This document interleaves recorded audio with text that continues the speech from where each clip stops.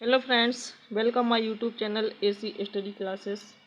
तो फ्रेंड्स, हिंदी की इस स्पेशल क्लास में आप सभी का बहुत बहुत स्वागत है।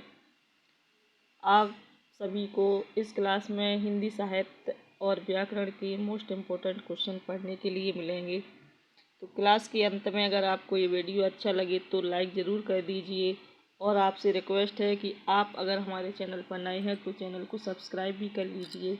तो इसमें क्वेश्चन दिया गया है पहला कि हिंदी भाषा किस लिपि में लिखी जाती है। जो हिंदी भाषा है बताना है ये किस लिपि में लिखी जाती है। गुरुमुखी, ब्राह्मी, देवनागरी या फिर सौराष्ट्री। तो हिंदी भाषा ये किस लिपि में लिखी जाती है, तो ये देवनागरी लिपि में लिखी जाती है। सी ऑप्शन सही हो जाएगा। अगला क्वेश्चन है कि निम्न में से कौन सी बोली पूर्वी हिंदी के अंतर्गत नहीं आती है। इसमें से बताना है कि पूर्वी हिंदी के अंतर्गत कौन सी बोली नहीं आती है। तो अवधी, बघेली, छत्तीसगढ़ी या फिर मगही।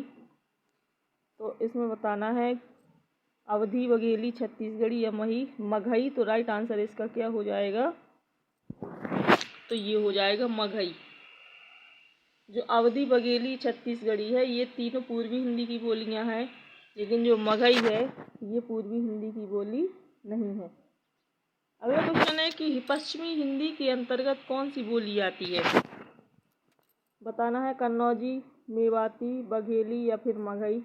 पश्चिमी हिंदी के अंतर्गत कौन सी बोली आती है, तो ये आती है कन्नौजी बोली। ये ऑप्शन सही हो जाएगा। अगला क्वेश्चन है कि हिंदी के अतिरिक्त कौन सी भाषा देवनागरी लिपि में लिखी जाती है। हिंदी के अतिरिक्त कौन सी भाषा है जो देवनागरी लिपि में लिखी जाती है। तो सिंधी, पंजाबी, बांग्ला या फिर नेपाली। इसका राइट आंसर हो जाएगा नेपाली। हिंदी के अतिरिक्त जो नेपाली भाषा है ये भी देवनागरी लिपि में लिखी जाती है। डी ऑप्शन इसका सही हो जाएगा। अगला क्वेश्चन है कि निम्नलिखित में से कौन सी बोली राजस्थानी हिंदी के अंतर्गत आती है।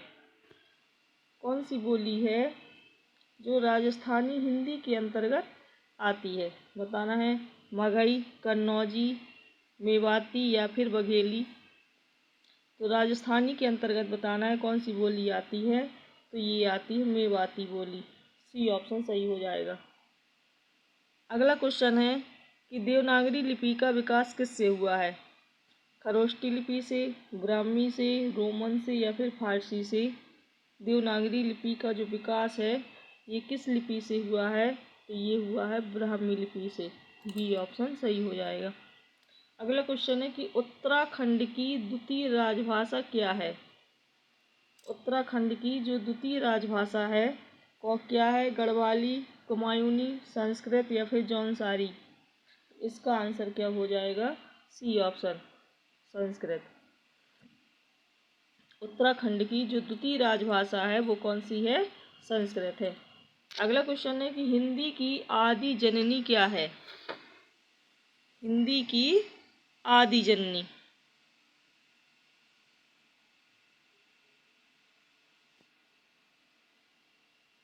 हिंदी की आदि जननी क्या है। पाली, संस्कृत, अपभ्रंश या फिर प्राकृत। इसका आंसर क्या हो जाएगा, ये हो जाएगा इसका बी ऑप्शन संस्कृत। हिंदी की आदि जननी क्या है, संस्कृत है। अगला क्वेश्चन है कि भारतीय संविधान में किस भाषा को राजभाषा के रूप में स्वीकार किया गया। भारतीय संविधान में किस भाषा को राजभाषा के रूप में स्वीकार किया गया। बताना है अंग्रेजी, उर्दू, हिंदी या फिर तमिल। इसका आंसर हो जाएगा सी ऑप्शन। भारतीय संविधान में किस भाषा को राजभाषा के रूप में स्वीकार किया गया, तो ये हिंदी भाषा को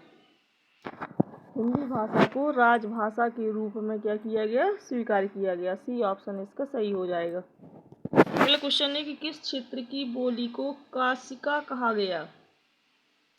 किस क्षेत्र की बोली को काशिका कहा गया है। भीलवाड़ा, दिल्ली, वाराणसी या फिर सूरत। इसका आंसर क्या हो जाएगा, तो ये हो जाएगा वाराणसी क्षेत्र की जो बोली है। सी ऑप्शन सही हो जाएगा। वाराणसी क्षेत्र की बोली को क्या कहा गया, काशिका कहा गया। अगला क्वेश्चन है कि कौन सी भाषा संविधान की 8वीं अनुसूची में शामिल नहीं है?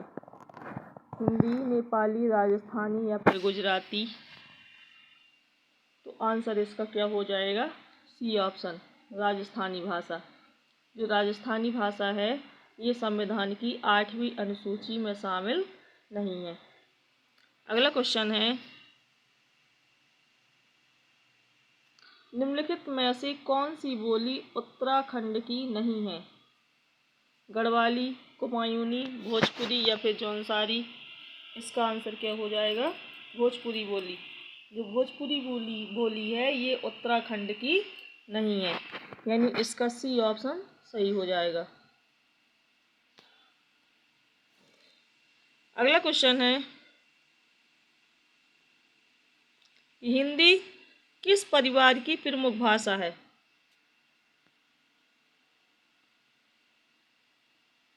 जो हिंदी है ये किस भाषा परिवार की प्रमुख भाषा है?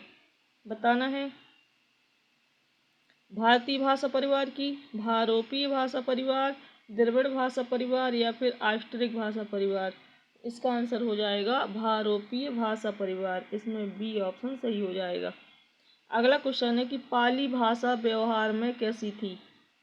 जो पाली भाषा थी ये व्यवहार में थी प्राचीन भारतीय आर्य भाषा काल में, मध्यकालीन भारतीय आर्य भाषा काल, लौकिक संस्कृत भाषा काल या फिर आधुनिक भारतीय आर्य भाषा काल में पाली भाषा व्यवहार में थी। तो इसका जो आंसर है वो हो जाएगा बी ऑप्शन, मध्यकालीन भारतीय आर्य भाषा काल में। अगला क्वेश्चन है कि खड़ी बोली का विकास किस अपभ्रंश से स्वीकार किया जाता है?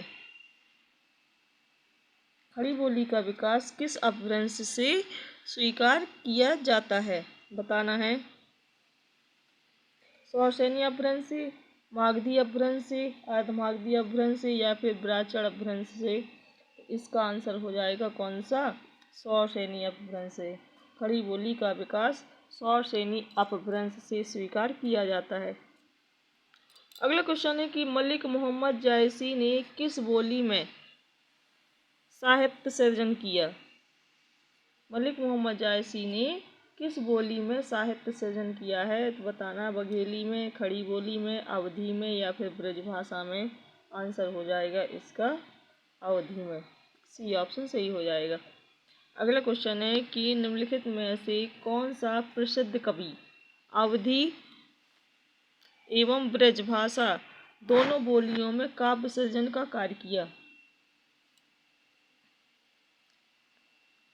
कौन सा जो प्रसिद्ध कवि है जिसने अवधी और ब्रज दोनों बोलियों में क्या किया? काव्य सृजन का कार्य किया है। तो बताना है कबीरदास, सूरदास, रसखान या फिर तुलसी। इसका राइट आंसर क्या हो जाएगा? इसका आंसर बताइए। तो ये हो जाएगा तुलसी, यानी डी ऑप्शन इसमें सही हो जाएगा, तुलसीदास। अगला क्वेश्चन है कि रीवा जबलपुर जिलों में किस बोली का व्यवहार होता है?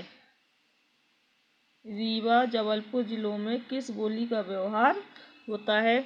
बताना, छत्तीसगढ़ी, बघेली, बांगरू या फिर ढूंढाड़ी। इसका जो आंसर क्या हो जाएगा? जो सही आंसर है वो हो जाएगा बघेली का। रीवा जबलपुर जिलों में बघेली बोली का व्यवहार होता है। अगला क्वेश्चन है कि देवनागरी लिपि का विकास किस लिपि से हुआ है? ब्राह्मी से, गुप्त लिपि से, गुरुमुखी लिपि से या खरोष्ठी लिपि से। तो देवनागरी लिपि का विकास ये किस लिपि से हुआ है? ये हुआ है ब्राह्मी लिपि से। ये ऑप्शन सही हो जाएगा। अगला क्वेश्चन है कि हिंदी को किस अनुच्छेद में राजभाषा घोषित किया गया? हिंदी को किस अनुच्छेद में राजभाषा घोषित किया गया? अनुच्छेद 343(1), 343(1) या फिर 342। ए ऑप्शन में 342 दिया गया है। 342(1), 343(1), 348(1) या फिर 351(1). इसका आंसर क्या हो जाएगा? ये हो जाएगा अनुच्छेद 343(1). बी ऑप्शन सही हो जाएगा। अगला क्वेश्चन है कि पंजाबी भाषा की लिपि क्या है। जो पंजाबी भाषा की लिपि है गुरुमुखी, देवनागरी या फिर ब्राह्मी। पंजाबी भाषा की लिपि क्या है, तो ये है गुरुमुखी। ये ऑप्शन सही हो जाएगा। अगला क्वेश्चन है कि हिंदी की कुल कितनी बोलियां हैं। 5, 14, 18 या फिर 22। तो हिंदी की कुल कितनी बोलियां हैं, 5, 14, 18 या फिर 22। तो इसका जो राइट आंसर है वो क्या हो जाएगा, ये हो जाएगा 18। हिंदी में बोलियों की संख्या कितनी है, तो ये 18 है। सी ऑप्शन सही हो जाएगा। अगला क्वेश्चन है कि भाषा से संबंधित प्रावधान संविधान के किस भाग में वर्णित है। भाषा से संबंधित जो प्रावधान है वो संविधान के किस भाग में वर्णित है। भाग 17, 18, भाग 22 या फिर यहाँ पर भाग 7 दिया गया है, यहाँ पर भाग 7। इसका आंसर क्या हो जाएगा, ये होगा भाग 17, यानी इसमें ई ऑप्शन सही हो जाएगा। तो वैसे ही हिंदी व्याकरण के मोस्ट इम्पोर्टेंट क्वेश्चन थे जो हिंदी भाषा से संबंधित थे।